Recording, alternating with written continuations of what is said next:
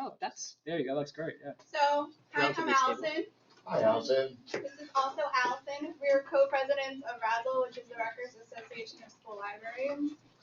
And John came up with this wonderful idea of doing something about banned books and intellectual freedom. He reached out and said, that's a wonderful idea. And we decided to have a meeting together. We would love to see your faces at our next RASL meeting, which is on November 19th, the Thursday, 5:50 to 6:20, same time, same place. Yeah, and LISSA does not really have many announcements to make. We just want to present or introduce our speakers. Why don't you guys, let's see, the camera's facing this way. I'm trying to think of what the best place. Maybe you guys hang out over here, our two speakers. Want to come up here? Pull up a Then chair. maybe we can get you on the feed as well. And let me actually, would you need a little panel set up over here? Yeah, and see if we can like get you on the cam as well as facing everybody at the same time. And people can check. Oh yeah, actually that seems pretty good. Anybody not have a card? Maybe like kind of the back of your head. Oh, So. please take a card. There it is. Take it. Too. You want to go here, maybe? Yeah. I got it. Yeah, you got it. This is my card. Yeah, that might work out pretty good. Okay. Have a seat, guys. There we go. We're gonna try to position it so that everybody can see you. Okay, online actually, as then let me well. get my let me get my books here. Because this is part of what I have to position myself so I don't look too fat. That's impossible for me, so I'll just sit here. If you guys actually, you can face our real audience, And our live audience. TV adds like 20 pounds, and there's nothing you can do. I know. All right, that looks great. Okay, cool. So we got everybody in the frame. Great. You guys got you facing this direction, and the online audience can see you guys as well. Awesome. Bring chairs so that we're facing them and they're not off to the. You guys all want to wheel. We're not stage right. To the left a little bit. Yeah. Come, join us. Let us sit at their feet and bask in there. In the glow of our wisdom. So we got two great speakers with us here today to share their stories about dealing with banned books and intellectual freedoms at their respective places of work.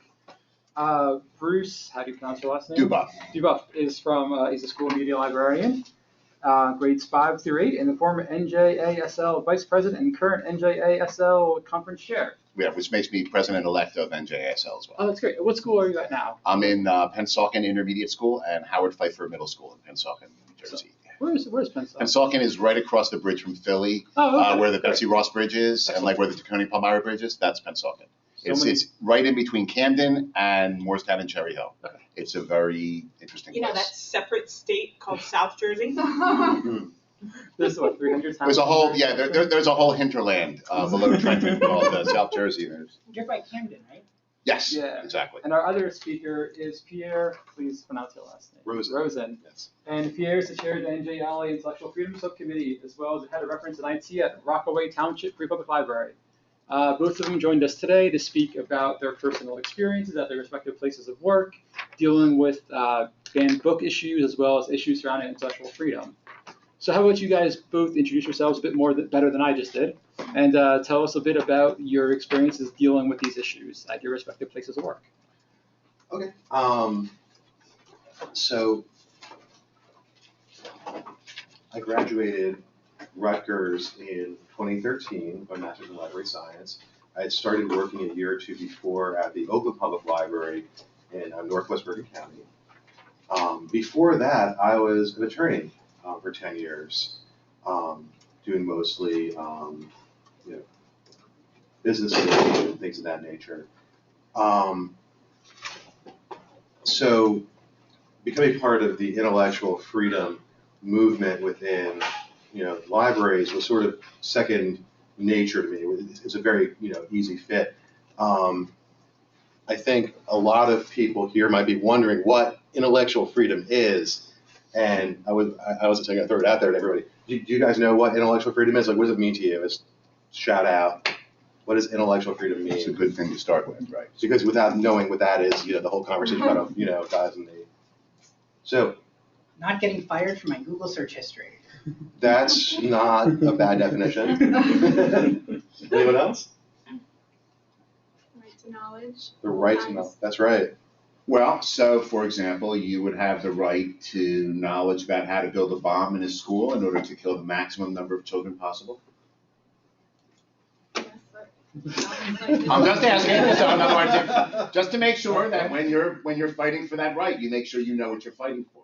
Because when people who are opposed to you present their side, that's the way they're going to present it. Like an attorney, not like a free-thinking democratic individual. You know, you guys may not know that, but the big bad world out there is big and bad. You know, and intellectual freedom is something that you have to fight for every day, not something that you just kind of like say, oh, you know, I bought my, you know, my membership to ALA, or I, you know, wrote that blog and, you know, an article in that blog and now I'm covered.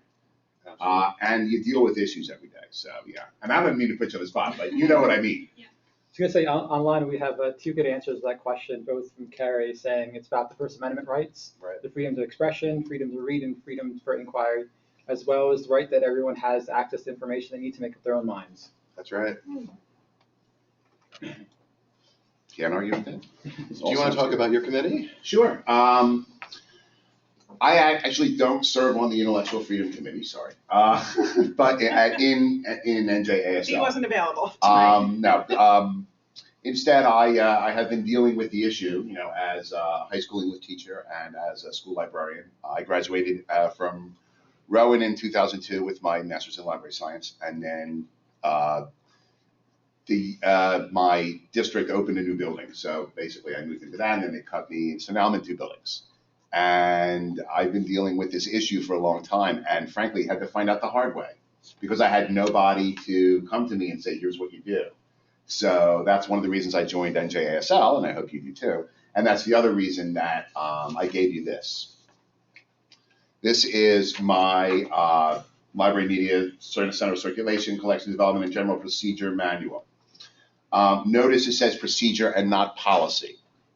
This is an important distinction in school law. Procedure is something anybody can do at any time for any reason that they feel warranted to do so. Only the board establishes policy.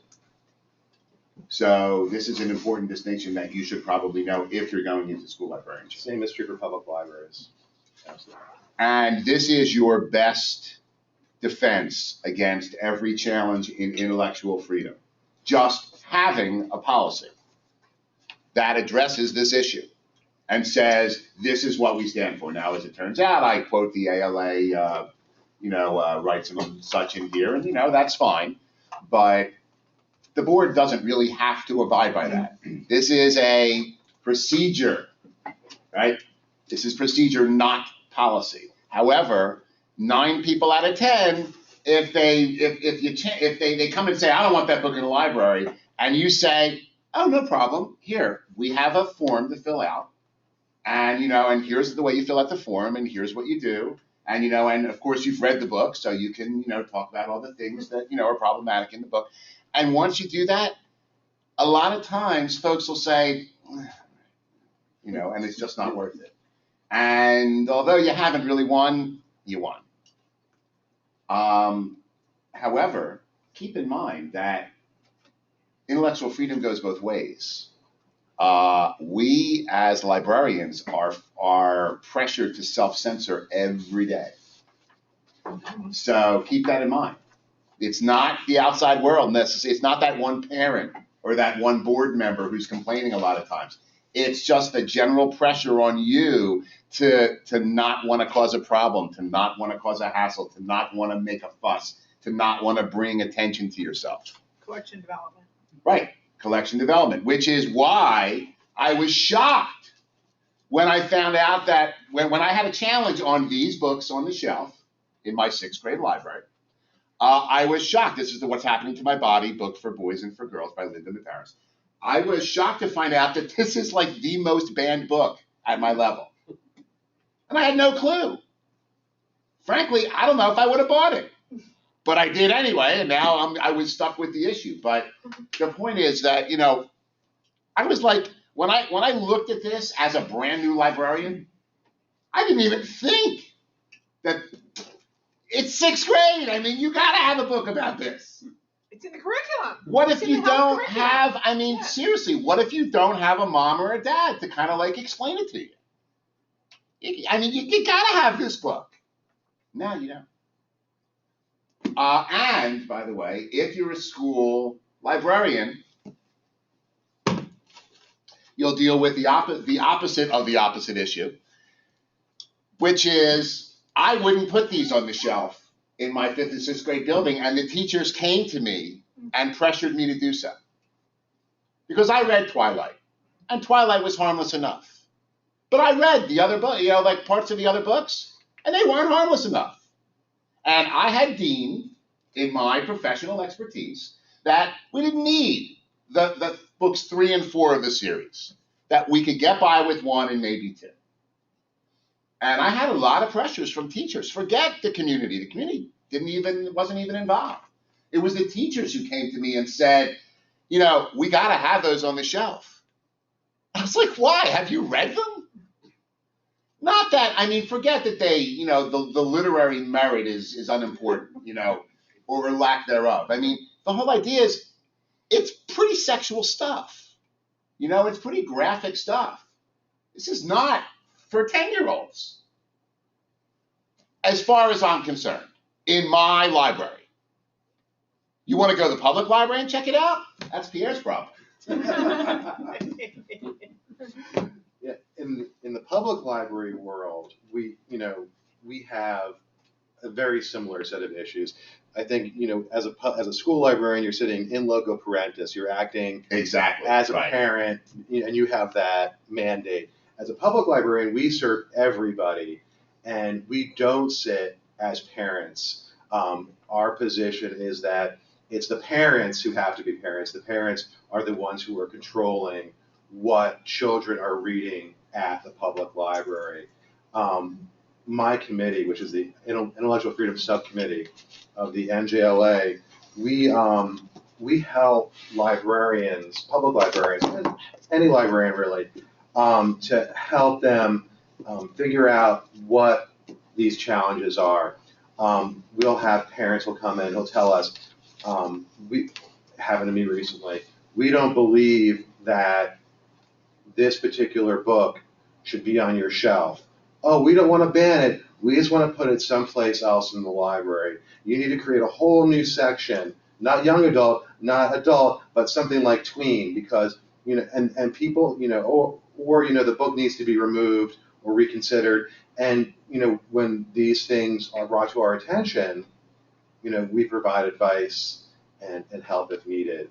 In fact, what we've done over the past year or two, and we just finally got it online, is if you as librarians, whether you're a school librarian or whether you're a public librarian or even at the university level, you can go to NJLA's website now, and under advocacy, there's a menu, and it says challenge reporting.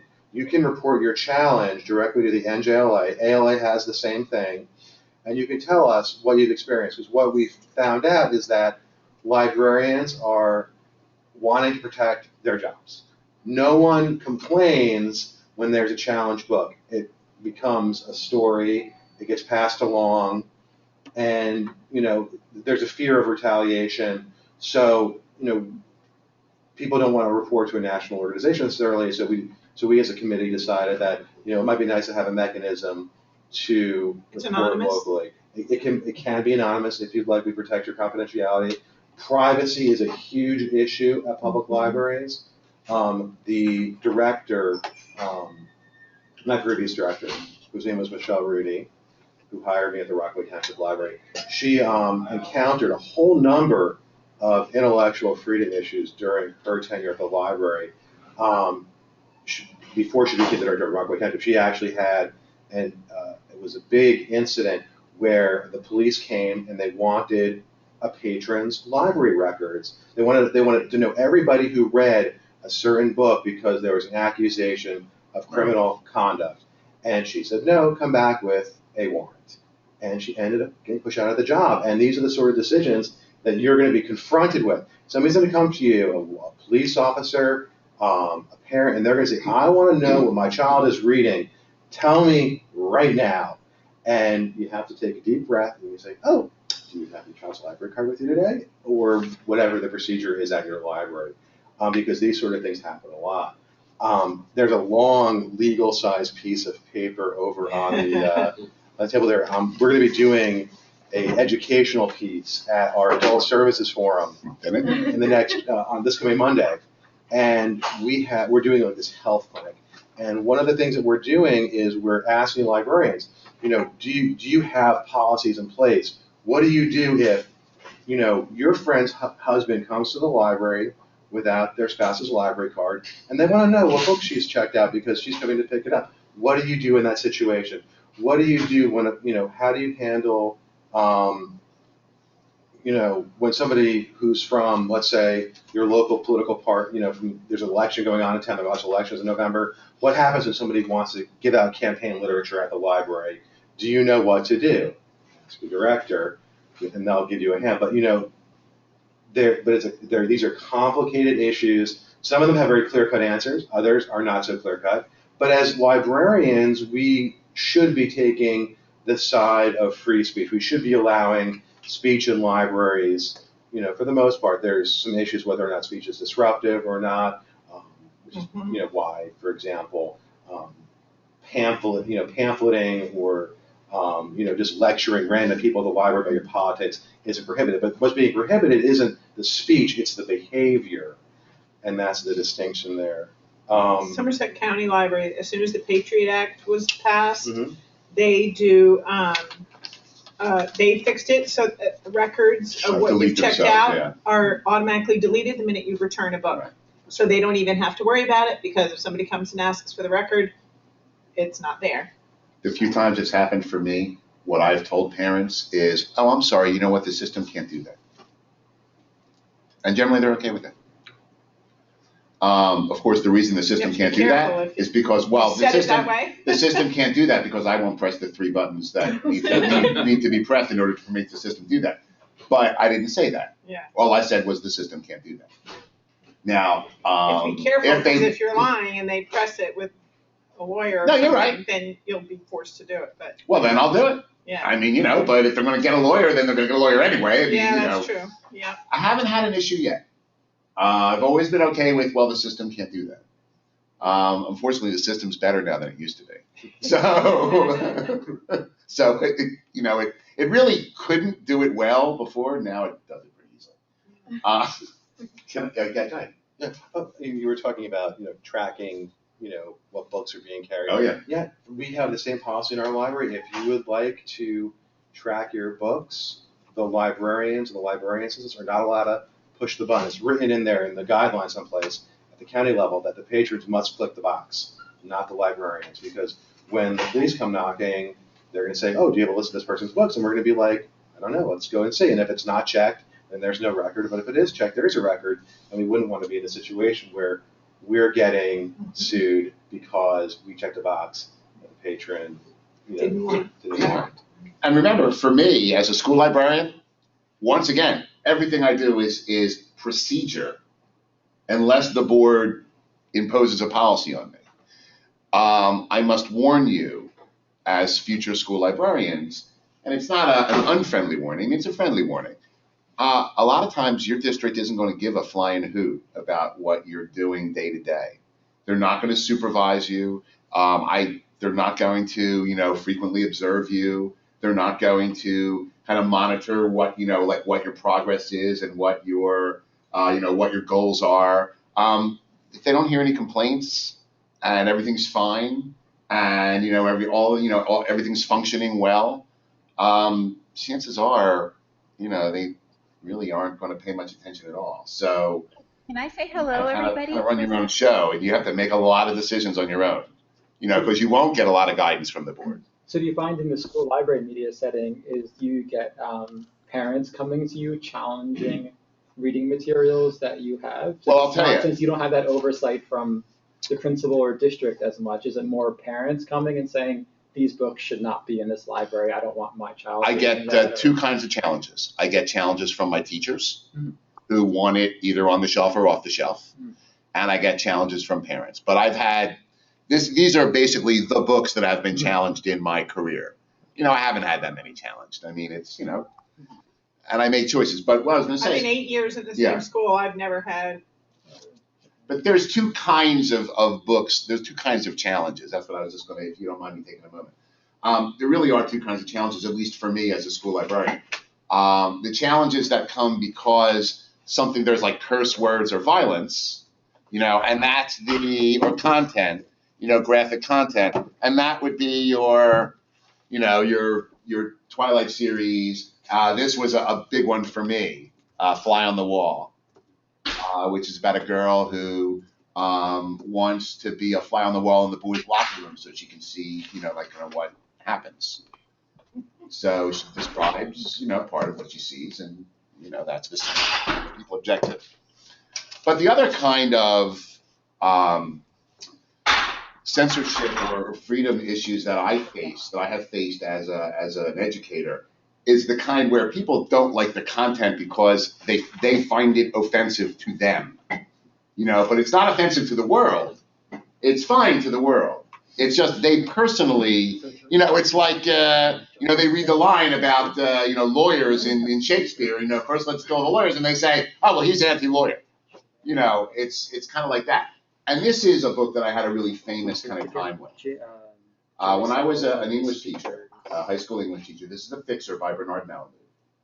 And, it won the National Book Award and the Pulitzer Prize. I mean, I have no need to defend it, as a famous book. And if you're not familiar, it's a book about a Jew in the late 19th, early 20th centuries, who was in Russia and was kind of a victim of prejudice and anti-Semitism at the time, and was, through a series of events, basically jailed and executed.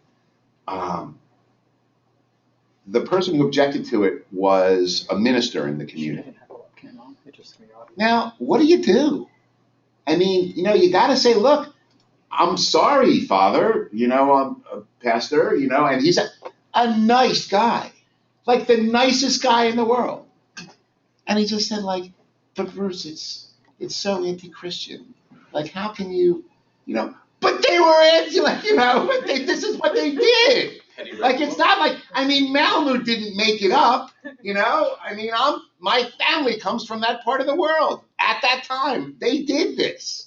This isn't, it's fiction, but this really happened.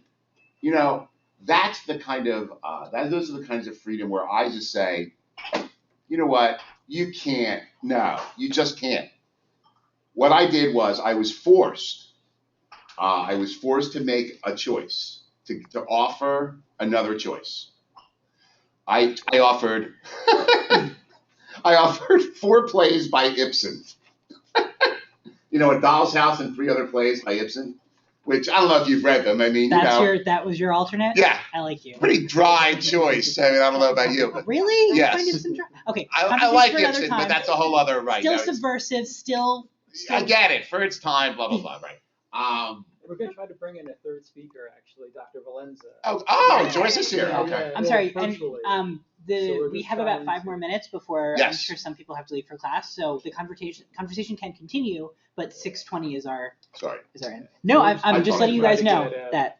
Okay, I think this is how we do Joyce, this. start speaking. Yeah, can you hear me? The volume, we can hear you, but it's really low. Oh. Hey, a question from the audience. Can you hear me? Yeah. Hey, Joyce. Getting better. Hi guys. Thank our guests for coming in. This is really wonderful. It's a great discussion. As somebody who's been in high school and public and elementary libraries, I just wanted to add a few ideas.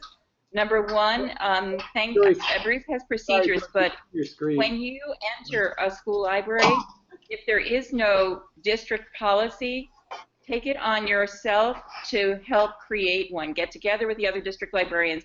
You need a district-wide selection and materials challenge policy. That is part of your job. If you don't do this, no one else will care. So you need something that will hold water in addition to procedures. So that's really important. Number two, this is about your librarians' principles and values. This is what you stand for. You are defending the rights of all the children in your area, not only to read, but to access intellectual property online and the tools that they need to be creative and productive in the 21st century. So we're not just talking about books, we're talking about access. And the filters that we see in many of our schools are way more restrictive than they need to be. and they're creating terrible issues of inequity for our children. And so this is something, if you stand for nothing else, stand for this. This is very important. And another thing that's going to happen is because our catalogs are online, everybody can see everything we have. And so you want to be ready. You want to be ready to actually and take a look at what recently happened in Lumberton. A middle school book was challenged and taken off the shelves by the principal, even though they had a policy. And I believe he was humiliated because he didn't follow the district's policy. It was a book that you could argue may or may not have been appropriate for middle school, but there isn't, one particular parent does not have a right to determine what an entire school should be reading or not reading. And so, you know, I think I'm sorry, my own class was questioning taking things off and not really standing for what we believe, what we ought to believe in as librarians. And I want to make sure that before you leave Rutgers, you have a strong set of values. And when we talk about principles and values as professionals, this is one thing that you cannot cave on. You need to be able to stand for the materials that you believe ought to be in your collection, that you've carefully selected according to your policy, that you've read the reviews on, and you're defending a number of other, you're defending your entire community's right to read. I can tell you stories about how patrons came in and told me in the public library, we should remove all of James Baldwin's books because he was gay and black and nobody cares. And I had to be able to stand for that stuff. You're going to face, Bruce, you're lucky you haven't faced challenges. I've faced many challenges.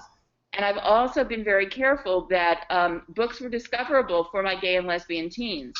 They had to be able to discover those books. No one else, they were too afraid to go buy them at the bookstore. And, you know, that stuff has to be available even though your community may question them as well. So sorry about the soapbox here. And thank you, my guests, for coming and talking about this. Our guest, RASL's guest, sorry. Thank you, Joyce. Can you hear us? Yes. Okay, great. I thought you can, because I thought you were talking. I think it's great. I just wanted to actually follow up with something Joyce was saying, and I wanted to ask you, Pierre, in a couple of minutes we have left. Is that, so you are head of reference NIT, right? Yes. So you had an interesting position where you were dealing with the physical materials, yes, as well as things that Joyce was talking about, such as privacy filters on all the computers. So how do you deal with the IT end of it? Sure. I mean, at our library, we don't filter. We're not required to filter. We don't take any federal money for that reason. There are public libraries that do filter. There was a public library in New Jersey. There are quite a few that do take federal money, mostly urban libraries, and they do filter. And they run up into problems where people are looking up information like they want to look up information about breastfeeding, and those sites are blocked. And the restrictive internet filtering. I think our advice is you filter for the pictures and you leave the words. But I think most libraries filter everything. So if you want to go to playboy.com, you're going to get a big do not enter sign when it should show the text and redacted pictures. They're not doing nudie pictures anymore. That's right. And that's another question. It's all about the article. Now that, I don't think Playboy has finally considered an obscene magazine. All these years. But now that Playboy is no longer considered, a nudie magazine, as you so, should that be added to your collection? If you have Maxim, should you now have Playboy? I know Rutgers has a collection of Playboy on microfiche. So so as public librarians, that you have to consider what your community wants. Your community might not want Playboy, so that might be a reason not to have it, or it might be too expensive. But self-censorship is a real issue. I have known librarians who refuse to add books based on doctrinal or political objections. They don't want to add any of Rush Limbaugh's children's books, right? Because the objection usually is they're not worth the paper they're printed on. Correct. And what do you do with Lance Armstrong's biography now, the one that was written 12 years ago? Well, it's like the Education of Seriously, Little Tree. right, Education exactly. of Little Tree is now like. Or the Bill Cosby bio. Right. Like, what do you do with that? Do you keep it on the shelf even though it's 15 years old? And frankly, there's probably no reason to buy a new one, but what are you showing? Right. You know what I mean? So yeah. What I would have trouble, honestly, because I do a big thing on banned books, at my school, and I'm in a middle school. And I have one teacher that I work with that does a whole unit with her 7th graders, and we explore it, we get parent permission and all of that. But, you know, and I tell them, look, I practice censorship every time I decide what to buy here for the library. You know, you have to decide, you know, you have limited funds and whatnot. And I said, but honestly, I might have trouble buying something that's a Holocaust denial because it's inaccurate information. I'm not going to put something on there or something that denies, climate change. But if it's a bad book, you don't have to put it on the shelf because you're a librarian and you can choose what's good. And I don't believe that's censorship, though, because that's often the argument for people who are, you know, when you discuss. Right. Well, the whole bomb thing, like, are you going to put obviously, I'm not going to put that on the, on a middle school shelf, but. When we talk about policies, you know, that the board is passing, whether it's the school board and the library board, those policies should be objective. They should be, legitimate time, place, manner restrictions, not about the content of the material. If you find yourself as a librarian thinking about the content, always about the content, then you have to tread very carefully. And the reason why what we're doing as librarians isn't censorship is because we're applying objective criteria to well, you know, your audience, the developmental level of the students you're working with, and because I'm in middle school, you know, I mean. We have a comment from Joyce that says there's a difference between selection and censorship. Your policy will / should guide that. That's true. Yeah. Yes. And but then again, I mean, and I show the kids if I ran the zoo, Dr. Seuss. There are two really, really racist pictures in that book. We were talking about this on Saturday, remember? Really racist look pictures at in Dr. that book. Seuss Goes to War. Do you? Yeah. I mean, I don't know. And I tell my students, I don't have all the answers to this. This is something this is something we all need to talk about. Right. This is something you need to talk about with your parents and decide, you know. But Dr. Valente is absolutely right. Yes. In that selection and censorship are different. But also in what she said, and I'm sorry, I'll give you a second. In what she said, that you guys need to be prepared to make these decisions. You don't want to walk in like me and find out, oh my God, you know, I have to like write a whole manual now, you know. Yeah. I mean, they probably told me that in class, and I said, oh yeah, all right, sure. You know, I have no manual. I'm so busy sitting on my library. I got no time to write a manual. No, and you know what? She's also right. If you can get your board to care enough, remember, there's 2 librarians in my whole district. Right. You know, so I mean.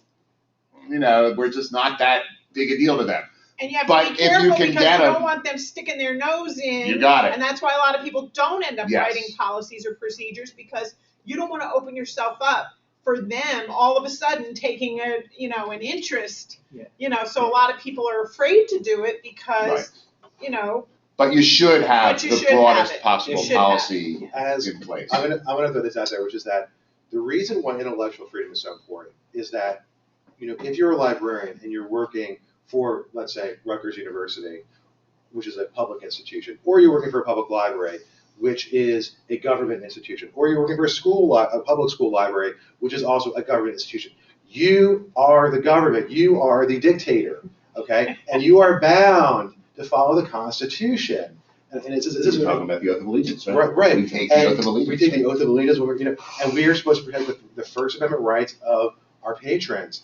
And if you do not have a set of policies and guidelines, you are acting, and I hope you never ever have to hear this terminology ever again, arbitrary and capriciously. And if you are acting in an arbitrary and capricious manner, you are in big trouble because you are going to get sued. Your school is going to get sued. You might even be sued personally. You got to be real careful.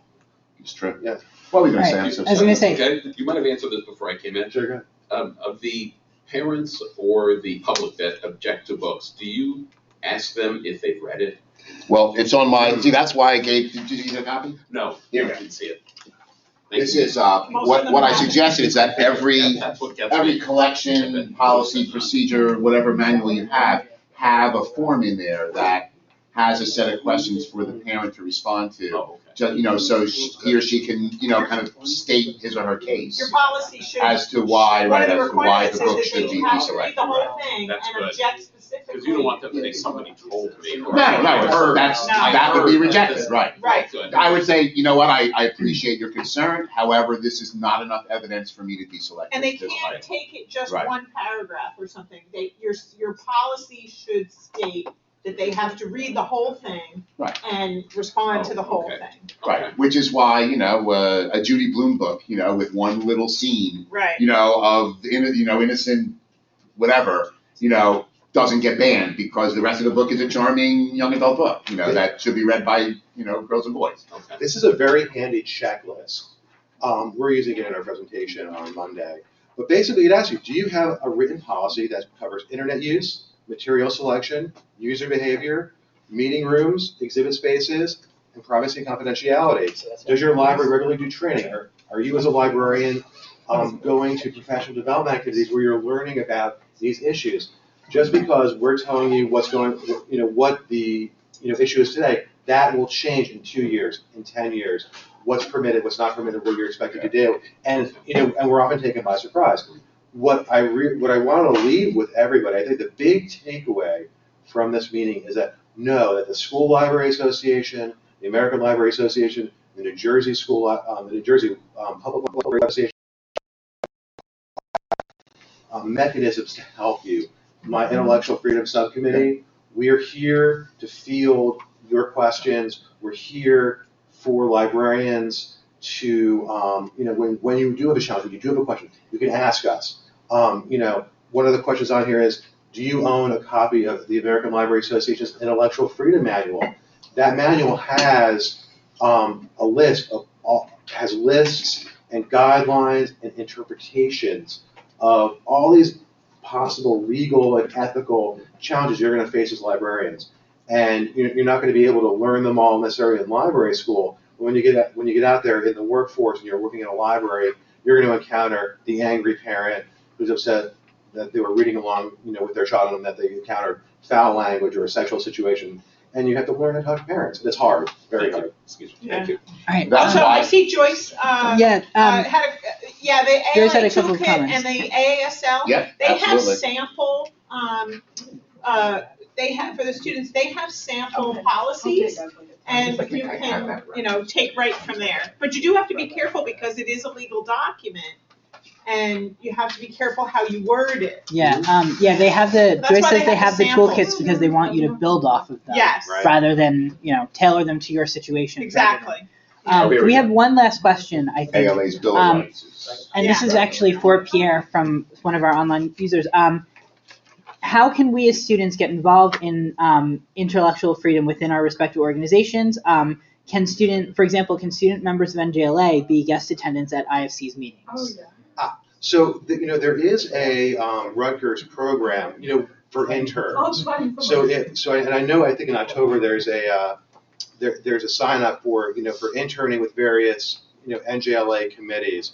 So speak to your advisors at Rutgers about how to how to apply to be an intern for an NJLA committee if you haven't already. If you're interested in attending a intellectual freedom meeting outside of the internship program, you're more than welcome. Shoot me an email or reach out to me, and we'll see what we can do. Is that subcommittee have a Facebook page? We don't have a Facebook page. The subcommittee does have a page on NJLA. Right. Or you post your events somewhere on usually on the calendar. Typically, we'll have meetings out in Monroe Township, New Jersey. We do meet in a public meeting room at a public library, and one of the interesting intellectual freedom things is that when there's a public meeting at a public library, it is open for everybody to attend. Mm-hmm. So for students also, for those for school library students, you can join for a discounted rate NJASL, you are definitely you are welcome at any board meetings. We do have an intellectual freedom committee, I'm sure you are certainly welcome at our. I don't think they have separate meetings. We're a much smaller organization than NJLA, but you are certainly welcome at the board meetings, and you are certainly welcome to approach the committee chairs. I think it's Dee Venuto, and it's on our website who they absolutely. are, and we can certainly put you together with them. And if you're interested, they would probably love to have some help. And when you do graduate and become librarians, whether you have a job or not, it's really important to get involved with the professional organizations because you'll be networking with other professionals, so it's good for your job hunt. Plus, we're always looking for committee members. We always need people to do things. I'm putting together this health screening on Monday at this adult services forum, and it's really hard to get the work done. I was able to rustle up 3 volunteers to man tables. It's really hard. It's just like student organizations. We have a handful of people here in person. We have something about 20-some people online, which is really wonderful. Great turnout. But it's hard getting people to do things. So volunteer when you join. Just like there's a joint ALA School Library Association. There's also the ALA and New Jersey Library Association student memberships. When you join, sign up for the committees, sign up for the memberships, and volunteer for the subcommittees. It's not limited to people who have legal experience or lots of library. Everybody's invited to participate. And you could even win my raffle prize tonight. Somebody will walk away tonight with this beautiful beach towel from our conference coming up November 15 to 17. Dr. Valenza will be there. Deadline is October 30th. Sign up soon. Dr. Valenza will be speaking there and presenting there. You don't want to miss her. You want to support her. You want her to see you in the audience. Yeah. You should show the camera the